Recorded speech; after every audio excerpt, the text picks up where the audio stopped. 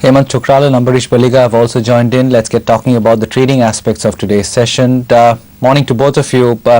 Hemant, we are down to 5,300. What next for the Nifty before expiry?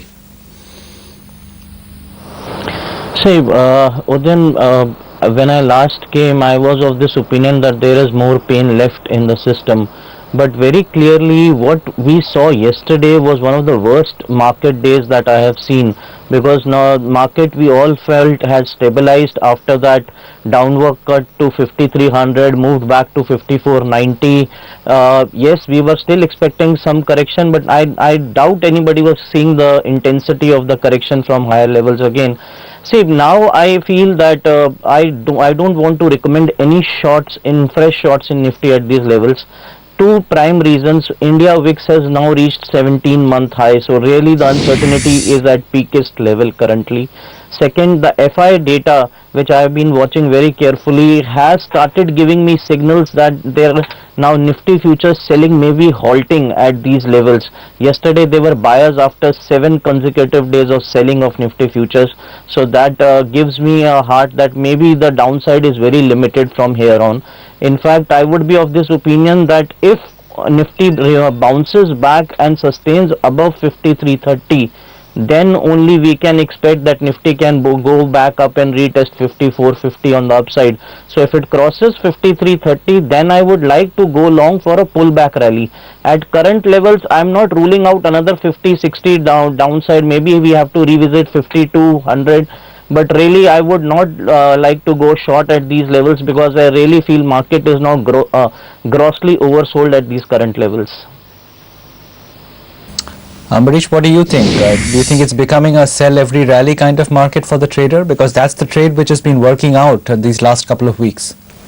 Absolutely. I mean, this is what I've been saying for quite a while, that people need to get into cash, because there is no way this market can rally for too long, and the rallies have become much shorter. I mean, like what we saw yesterday also.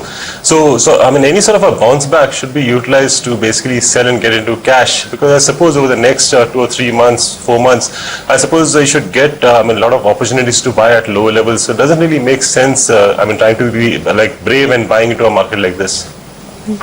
Between Bharti and Reliance Industries, Ambarish, which one do you think will crack further now?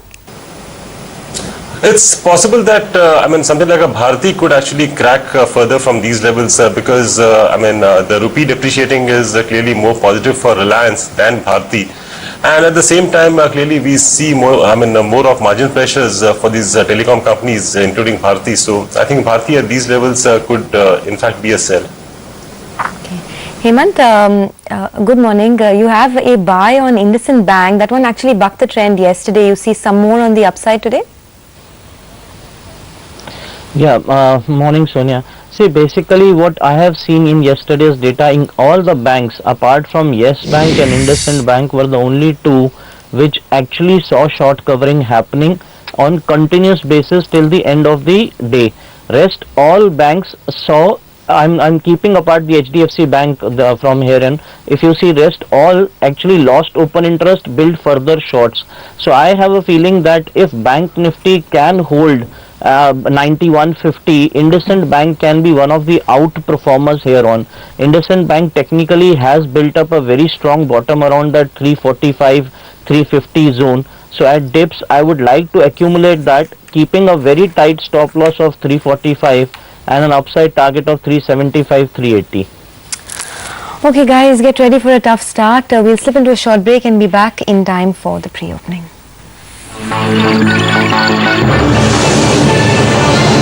MCX Stock Exchange.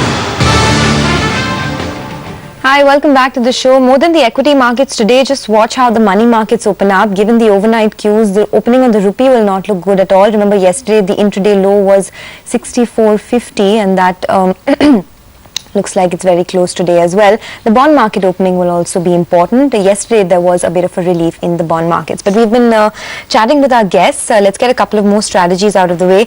Hemant, you have some sell call, so let's talk about that. Given the trend in the market, from the ADAG group that was under pressure, you have a sell on Reliance Power today. Yes, Sonia, across the board ADAG group saw fresh shorts being built up. RCom also saw specifically 15% shorts being built up, but R Power saw shorts as well as the technical. I thought it's given away very crucial supports on the downside. It was actually holding up 66, 67 levels for a very long time as a strong support. Yesterday it has closed below it. I feel that immediate short term it can retest 62 and then 60 levels. Yes, I would like to play with a very tight stop loss because market is oversold. So I will keep a stop loss of 68 for R Power today. If we do get a pullback, Hemant, do you think it will be one more of those attempts to get to that 5500 zone, after which the market may start falling again? Because we saw a pullback last week, which took us to 5700. We saw a pullback yesterday which took us to 5500. But it doesn't seem to be sustaining. So are you talking about a trading pullback or something more meaningful than that? No, then I totally agree to you. It will be more of a trading pullback, as I just suggested. If Nifty does sustains above 5330, because now few technical angles will also come in. Next week is expiry, and we have huge short positions which are open the system. I hardly know any stock where a long position is open. So basically you will see some pullback coming in, even if we have to go for a short rollover in the next series. So a trading pullback can come back. Only if I will be surprised if the trading pullback goes above 54.50 or 55 within this series. Yes, if it can cross 55, then we can see more legs. But right now I'm only expecting a trading pullback in market. Ambarish, 5500 was a level which held for a long time, almost a year. A break of that, you think will just break it by a couple of hundred points, take it to 5300 and no lower, or do you think this break has more dangerous ramifications for the market? I think it will have ramifications for the market clearly, because 5500 levels was a very strong support level, and clearly, I mean, like fundamentals have actually changed for the economy. I think our policymakers are still in denial, and they're not accepting the fact that we have a crisis on hand. So clearly the way things are, if no action is taken and we only have this quick fix measures which are actually taken negatively by the markets, I think we will surely seek much lower levels. And even in the past, I've been saying that the broader markets have actually gone down quite a lot in the last couple of months, and Nifty will do that catch up. I think that catch up is right now happening. And as far as levels are concerned, I think 5200 levels could be a good support level for a while, but I really don't know as to how long even that will hold. So my suggestion generally to most of my clients has been that any sort of a bounce back which you see, utilize that to exit to a large extent, get into liquidity. Because once we touch 5200 levels, we'll again possibly see a bounce back. I don't know where it'll take us to, possibly 5350, 5400, but I don't think we can easily cross 5500 levels unless we have real concrete action at the ground level by the policymakers, which again, looking at elections around the corner, I don't think our policymakers will be taking any long-term decisions at this point of time. Just to talk about that concrete action, Ambarish, some people believe that it's a good time to buy OMCs with a trading view because the government will be pushed to the corner and then raise diesel prices, and you may get a bit of a bounce there. Would you put money there? I was quite positive on the OMCs earlier, but the way the rupee has gone right now, do we really see, diesel prices at about 75 rupees, petrol prices at about 90 rupees? I don't think that is possible. Looking at even the way the inflation is going, I don't think that the government will allow the OMCs to increase prices by that much.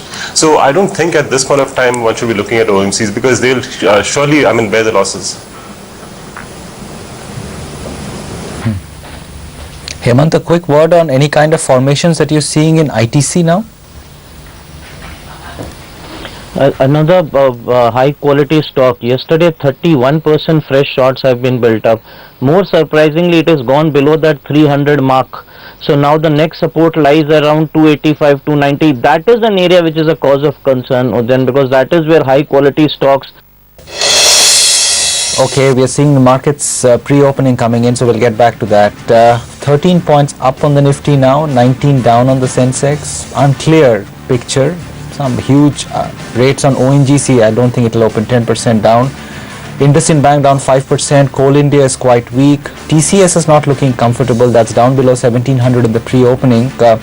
And you've got stocks like Bajaj Auto, Bank of Baroda, and some of the other banks like HDFC and ICICI Bank also not looking very comfortable. So these are some of the names which are hurting the market, but you've got a stray rate on ITC which is pulling it up. But first let's talk about the rupee, Sonia. I haven't seen the opening. I'm just waiting for that. Okay. Oh, that's a record low that the rupee has opened at. So unexpected lines really. The 3-month NDF rate was indicating a 65 level. 64.90 is where the rupee is at. So that's a huge crack that we've seen in the currency in early morning trade. Then